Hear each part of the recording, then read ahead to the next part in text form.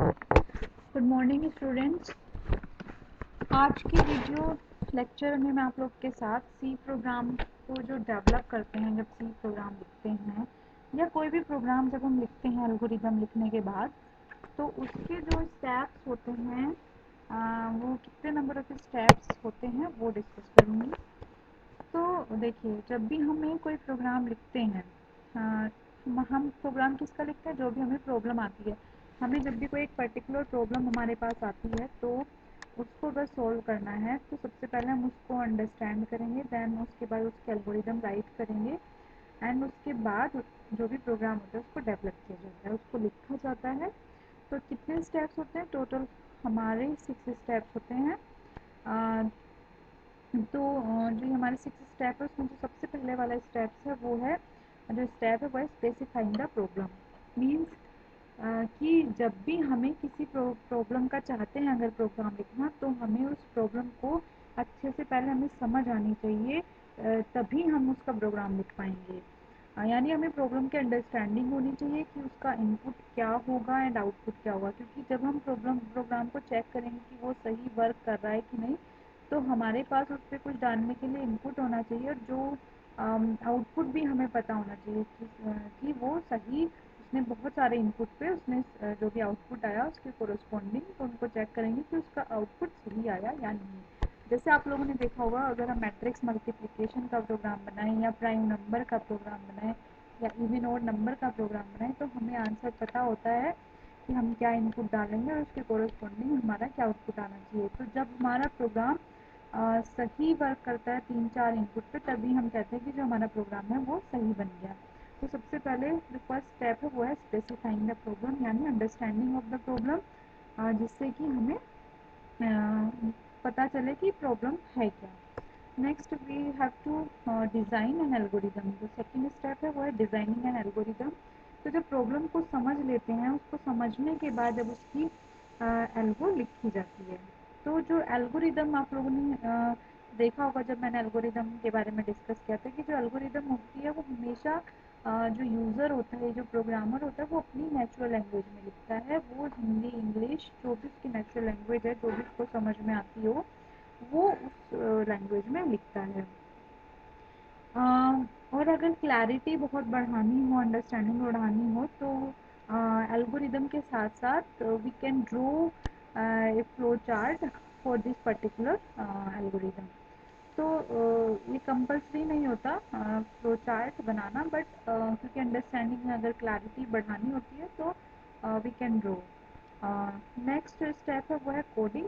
इसमें क्या है कि कोई भी प्रोग्रामिंग लैंग्वेज का यूज़ करके प्रोग्रामिंग की जाती है। यानी जब हमने इवन ओड का मान लीजिए प्रोग्राम बनाया था, या स्मॉलेस्ट नंबर फाइंड आउट करने वाला अमंग 3 नंबर्स, तो हमें सबसे पहले प्रॉब्लम को समझा, देन उसकी एल्गोरिदम राइट करी, देन उसकी कोडिंग करी। जैसे सी, जो हमारा सब्जेक्ट है वो है सी प्रोग्रामिंग, तो सबसे पहले हम उसकी सी लैंग्वेज में कोडिंग करेंगे विद प्रॉपर सिंटैक्स और जो भी उसके जो रूल्स होते हैं कि सी प्रोग्राम कैसे लिखते हैं, उसके अकॉर्डिंग हम उसकी कोडिंग करते हैं। नेक्स्ट जो स्टेप होता है वो है डिबगिंग।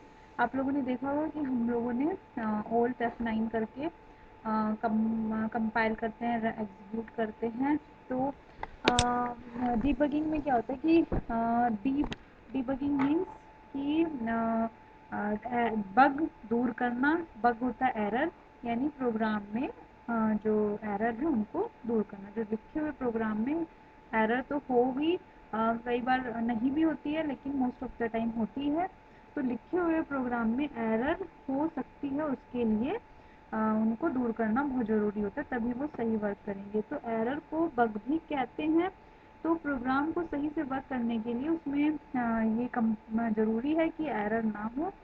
तो जो ये प्रोसेस होता है to remove error, to correct all the error, तो उसको जो प्रोसेस होता है उसको डिबगिंग कहते हैं।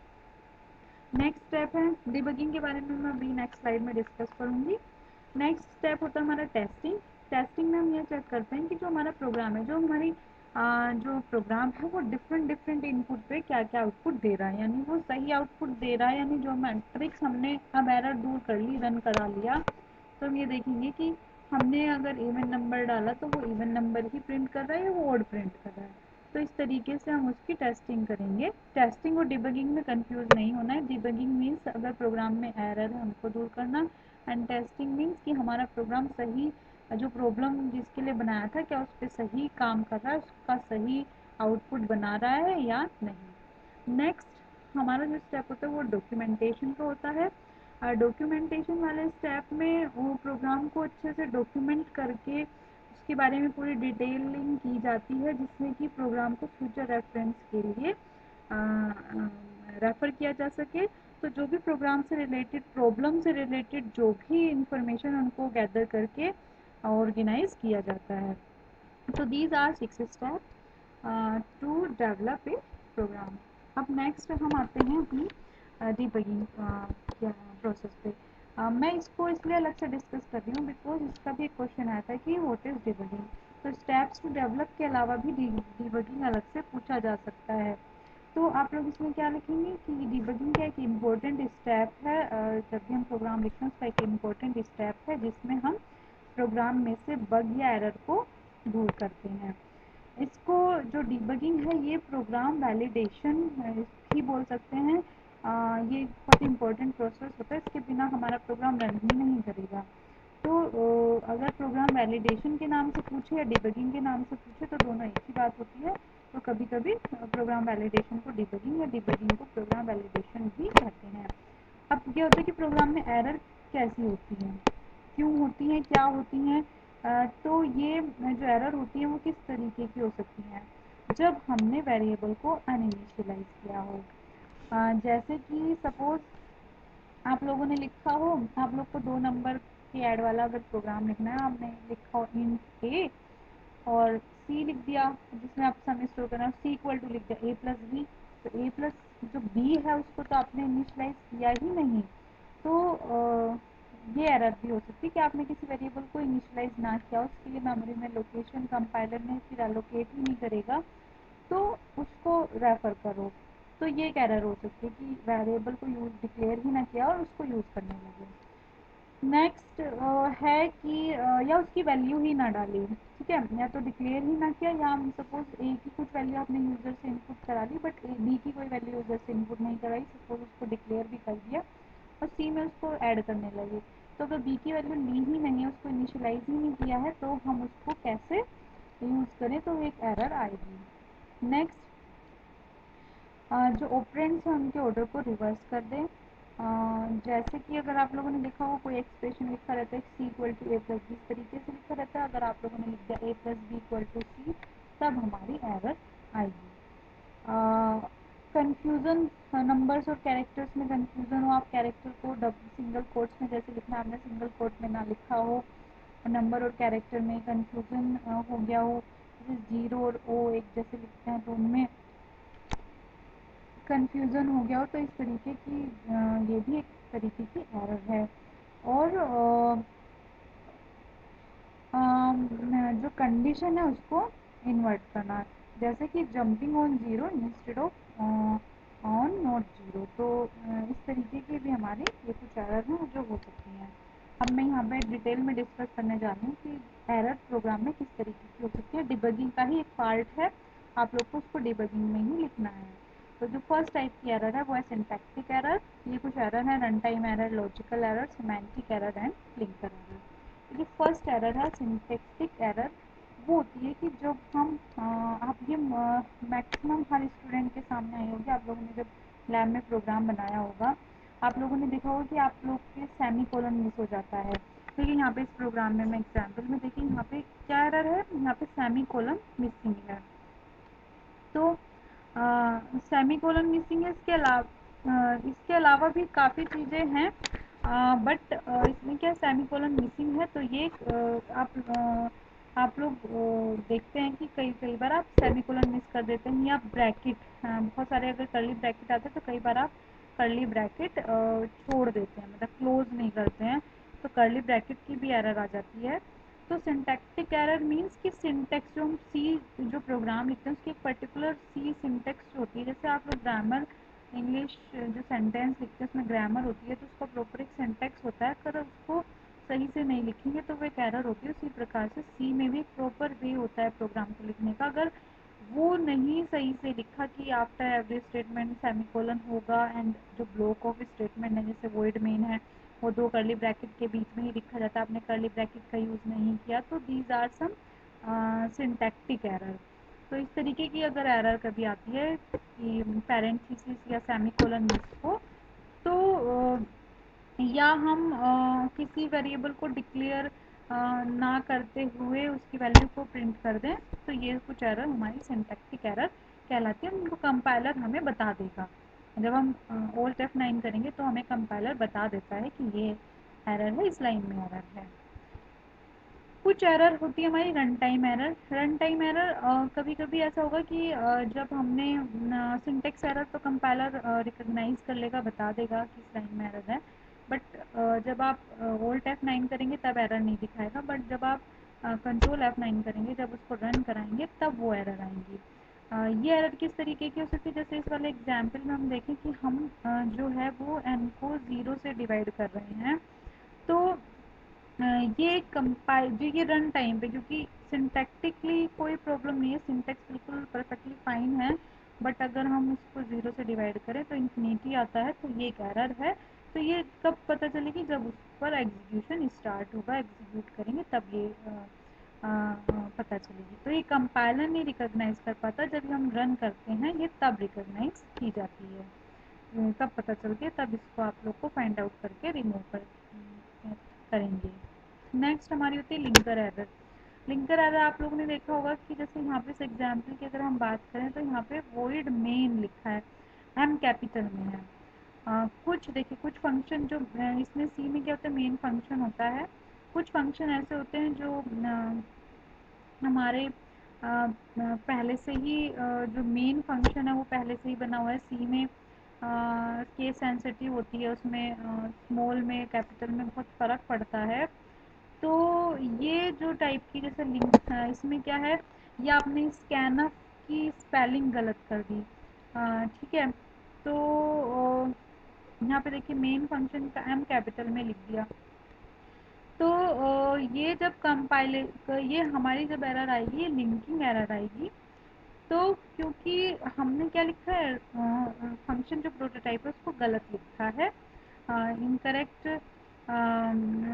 हेडर फाइल में है, तो ये हमारी लिंकर एरर इस फंक्शन की वजह से आएगी कि हमने मेन की जगह कैपिटल लिख दिया है।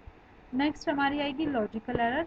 ये एरर फाइंड आउट करना मुश्किल होता है। वैसे ये जो बिगनर्स होते हैं, जो प्रोग्रामिंग लिखने जो स्टार्ट करते हैं प्रोग्रामिंग करना, ये तब आती है, तब इसका मीन्स कि लॉजिक में ही कुछ एरर है, यानी जो हम प्रोग्राम लिख रहे हैं उसका लॉजिक ही हमने गलत कर दिया।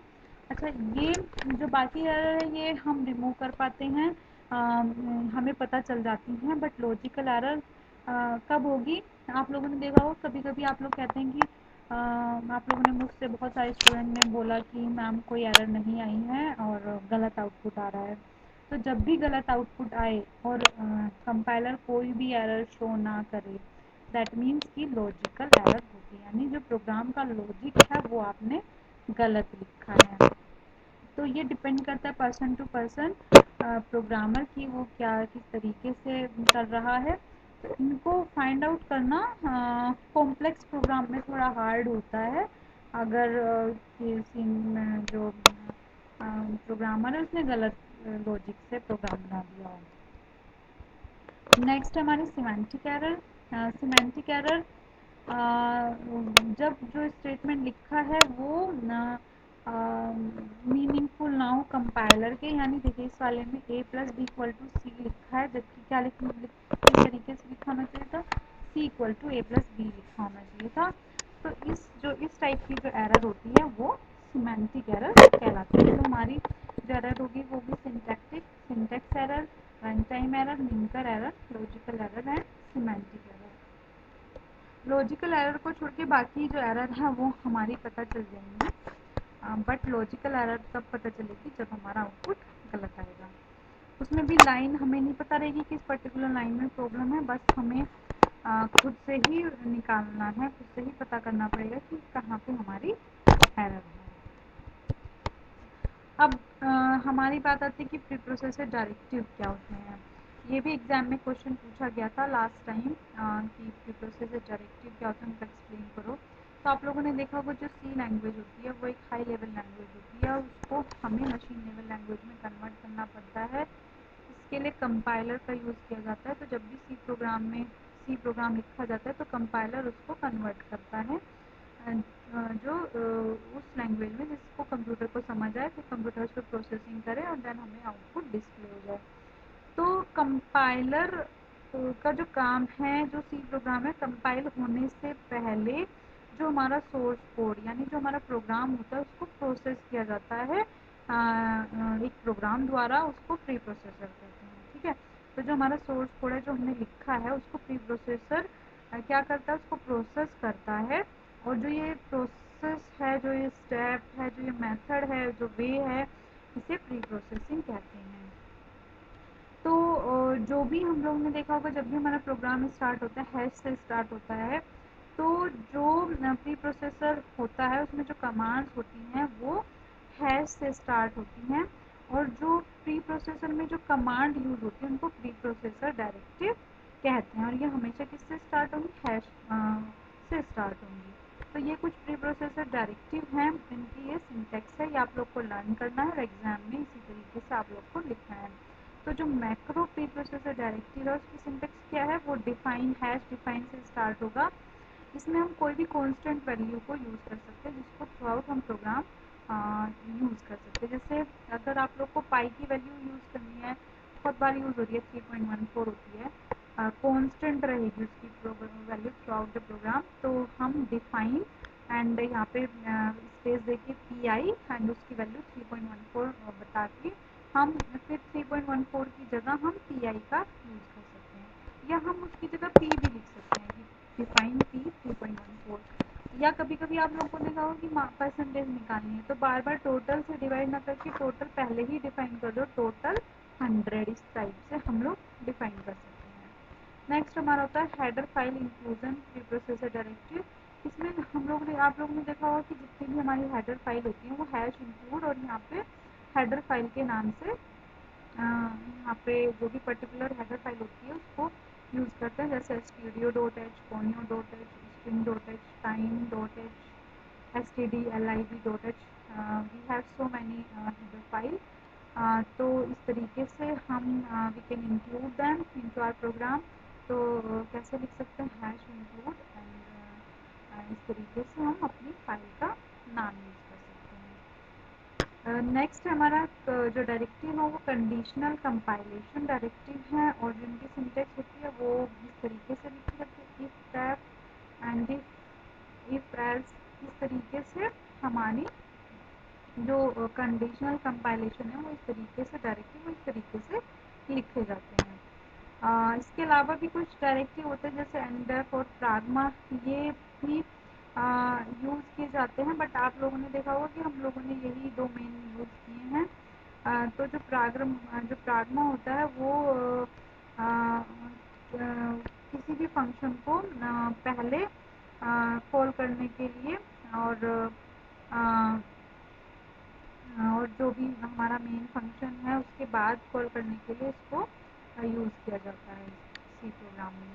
तो these are some directive macro header file conditional and pragma and and. तो इस तरीके से हम जो अपने डायरेक्टिव है उनको यूज़ करेंगे। अब ये बात आती है कि जो हमारा प्रोग्राम है वो किस तरीके से रन करता है, कैसे प्रोसेस का फ्लो होता है, प्रोसेस फ्लो क्या होता है। तो देखिए जब आप लोग सोर्स कोड लिखते हैं तो उसकी फाइल को किस तरीके कैसे सेव करते हैं, सैम्पल डॉट एक्स से, मान लो आप लोगों ने सम डॉट सी से सेव किया है, हम डॉट सी एक्सटेंशन से सेव करते हैं। उसके बाद हमारा कंपाइल नहीं होता है, उसके बाद वो जाते हैं प्री प्रोसेसर के पास। प्री प्रोसेसर में आप लोगों ने जो फर्स्ट लाइन लिखी होगी हैश इंक्लूड या डिफाइन, जितने भी जो डायरेक्टिव हैं वो हमने यूज़ किए होंगे। तो क्या करता है कि वो प्री प्रोसेसर उनके कोरस्पॉन्डिंग जो भी कोड होता है उनको इंक्लूड कर देता है। जैसे कि स्टूडियो डॉट एच का जो हेडर फाइल है उसका कुछ ये इसमें लाइब्रेरी फंक्शन डिफाइन होते हैं, तो वो उसको रेफर करके उनके जो कोड हैं उनको वो इंक्लूड कर देता है। तो जो प्री प्रोसेसर है वो हैश के साथ जो प्री प्रोसेसर डायरेक्टिव है उनकी जो फाइल है, उनके जो कोड है उसको इंक्लूड कर देता है। नेक्स्ट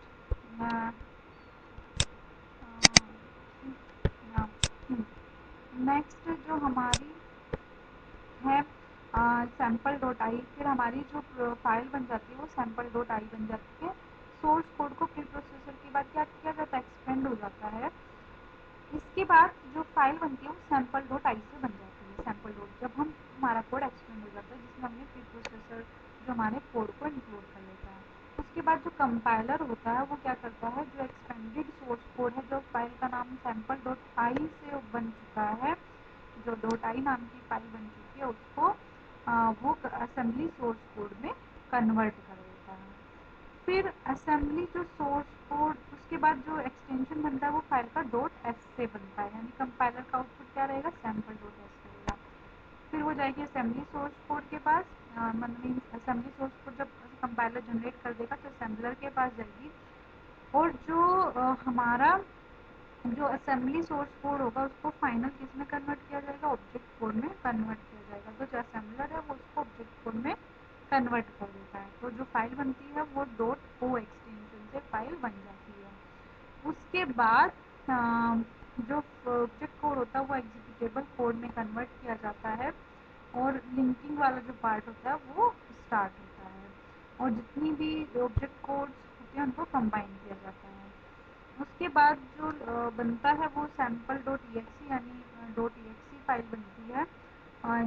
तो यानी एग्जीक्यूटेबल कोड बनता है, और उसको फिर सीपीयू में लोड किया जाता है और लोडर प्रोग्राम द्वारा एग्जीक्यूट किया जाता है। जो भी एग्जीक्यूशन का जो आउटपुट होता है उसको डिस्प्ले किया जाता है। तो ये जो सी का जो प्रोग्राम का जो प्रोसेस होता है वो इस तरीके से फ्लो करते हैं, यानी पहले प्री प्रोसेसर कोड को एक्सपेंड करेगा, एक्सपेंड के बाद कंपाइलर से असेंबली में कन्वर्ट करेगा, असेंबली सोर्स कोड में, देन असेंबलर उसको ऑब्जेक्ट कोड में, देन लिंकर एग्जीक्यूटेबल कोड में, देन लास्ट में एग्जीक्यूशन स्टार्ट होता है। तो आप लोग जब भी आए कि स्टेप्स टू डेवलप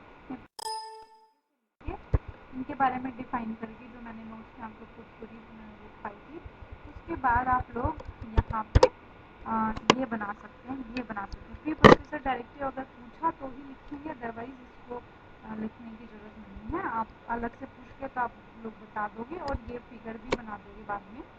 आप प्री प्रोसेसर डायरेक्टिव में ही ये बना सकते हो, बट अगर steps to develop C program पूछा तब भी ये आप लोग फिगर बना सकते हैं।